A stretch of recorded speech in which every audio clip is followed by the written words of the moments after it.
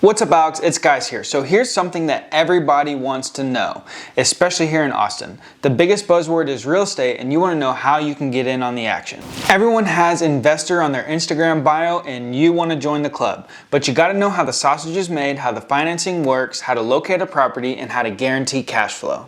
You want passive income, right? While your property appreciates, you want to reach financial freedom and retire early. Well, you know that investing in real estate will provide you the financial freedom that you desire. Over 90% of the world's millionaires have been created by investing in real estate.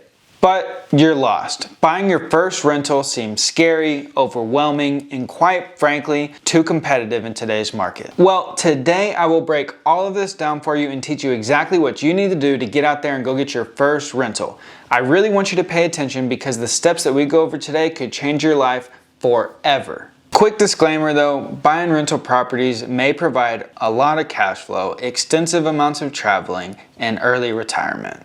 But before we dive in, start off by subscribing to great channels like this one. It'll help the YouTube algorithm, and if I can get 500 subscribers on this video, I will give $1,000 to one of you filthy animals.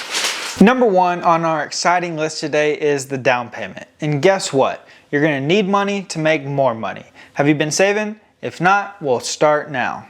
According to ABC News, 40% of Americans don't even have $400 for emergency expenses in the bank. If you don't even have $400 for emergency expenses like medical, your car, or anything else, how are you going to afford a down payment? Yahoo Finance did a recent survey and they found that 59% of millennials have at least $15,000 saved up in a savings account. Good job, millennials. Is that enough though? Depends on the purchase price and the financing options that you're gonna go with, but I would say maybe. If you're gonna buy a property with a government-backed loan as your primary, you can get away with 10%, 3.5%, or even 0% down. If you don't have all the money that you need for a down payment to buy your first rental property, another option is that you partner with somebody to help you out and provide the cash to buy the property. Now, if you do end up partnering with somebody, you're gonna need to provide value in another way, like finding the deal, putting in some sweat equity. Maybe you're the property manager in this scenario, you're overseeing the property. Think about it, you're gonna have to figure out another way to provide value to encourage someone to come in, finance the project, and in turn get you your first rental. Number two is build credit. You're going to need to utilize your credit to get a loan. Credit scores needed for different types of loans are gonna vary. According to CNBC, a conventional loan is gonna have a minimum credit score required of 620. A jumbo loan is going to have 680. An FHA loan, the minimum score will be 500 with 10% down or 580 with 3.5% down. A VA loan is going to have a credit score of about 620, and then USDA loan is going to have one of about 640. For most of my life, I did not have any credit at all. I always bought things cash. I did not have the need for a credit card or a loan. Do not do this. I had to start building up my credit to look good for potential lenders. If your credit is not exactly where it needs to be, or if you have no credit at all, you can get started with a few simple steps. According to NerdWallet, if you're starting from scratch, the best way to get started is by getting a secured credit card. This is actually exactly how I had to get started myself when I had zero credit. A secured credit card is backed by a cash deposit you make up front. The deposit is usually the same amount as your credit limit. Don't get discouraged here, this is just a start, and as long as you continue to build up your credit, you'll be able to get more credit lines as you move forward. Number three on the list today is you gotta talk to a lender. You need to get pre-qualified. This is the first step when it comes to figuring out what you can afford. A lender's gonna tell you exactly what they'll approve you for, then you'll know exactly what properties you can look for within that budget. If you're working with a realtor, the realtor really isn't gonna wanna do any work with you until you get pre-qualified. And if you need some referrals for a few lenders, the realtor should be able to help you out. The steps to getting pre-qualified can be a bit of a painful process. They're gonna wanna see a lot of documentation. They're gonna ask you for your tax returns, your W-2s, your pay stubs, and other miscellaneous documents. If you wanna figure out what your monthly payments are gonna be on a property that you're looking at, you can actually use a free tool right there on your cell phone. Quicken Loans has a mortgage calculator app for free. Right now in 2021, interest rates are at an all-time low. So when you're talking to these lenders, make sure you negotiate the best rate possible with the best terms. Number 4 is go see some properties. Reach out to a realtor in the area that you're looking to invest and see if they can show you some properties listed on the MLS. Make sure you try and find an investor-friendly realtor, meaning that they know the ins and outs of what investors are looking for in the local market. This realtor should be able to tell you everything about the property in the areas you're looking to invest, and also may even be able to show you some off-market properties as well. Look off-market as well. What does that mean? Drive for dollars and look for properties that may appear to be distressed. These properties may have an overgrown yard, they may have some deferred maintenance on the outside, they may appear to be vacant, and all around just look like the owner may potentially be interested in selling. An easy way to do this is just take a different way home from work every day. If you're going to the grocery store, take a different route and always be looking. Everything's for sale, even if it's not listed, and you're never gonna find a rental property if you don't start looking. We're diving into the fun stuff on number 5, and what you're gonna need to do now is evaluate these properties and make some offers.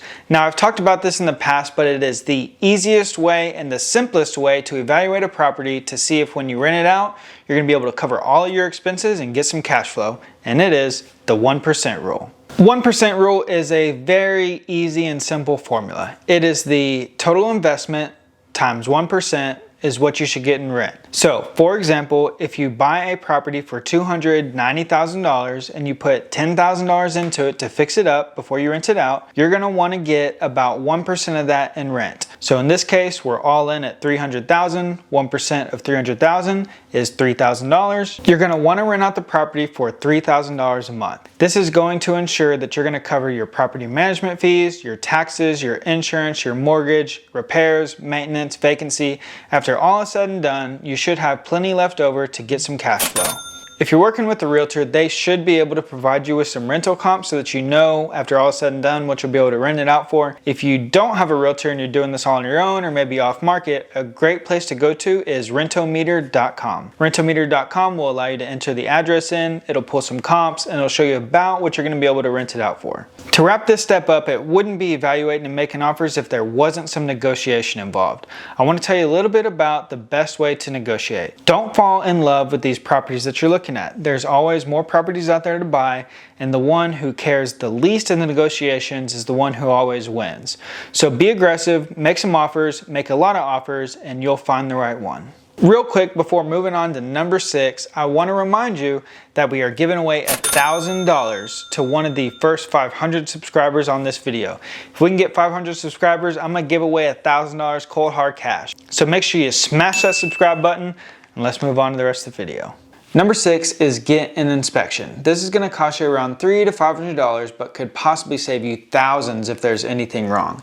The inspector is going to look at the HVAC, the plumbing, the electrical, the structural integrity, pests and insects, the roof, and water damage. Take everything with a grain of salt. This is mainly for negotiating power. A good realtor or a good investor is always going to go back and try and renegotiate after they have the inspection done. And at the end of the day, even if everything's okay, it's just going to give you a peace of mind knowing that what you're buying is a good property. You may be tempted to skip the inspection, especially if this is your first rental, just to save a few $100s, but trust me, this is worth it. Number 7 is closing on the property. Now, closing is a fairly simple process. By this time, when you got here, you've got everything you need, title company has everything they need, and really all you gotta do is just wire some money, show up, and sign some documents. There are going to be some costs associated with closing. In step number 1, we talked about saving up for your down payment. Well, here in step number 7, now we have to bring some extra costs and some extra cash to closing. They are closing costs. Closing costs? What the hell are closing costs? Thought your down payment at 10% or 3.5% was all you needed to bring to closing? Well, think again. Closing costs can vary anywhere from 3 to 6% depending on your state, your loan type, and your mortgage lender. You'll be paying for things like origination points on the loan, title and escrow fees, doc prep fees, processing fees, and also one last thing you should be prepared for to pay out of pocket when you come to closing is insurance on the home. Last but not least, and coming in at number 8 is renovate and rent. My main tip here is to get a property manager.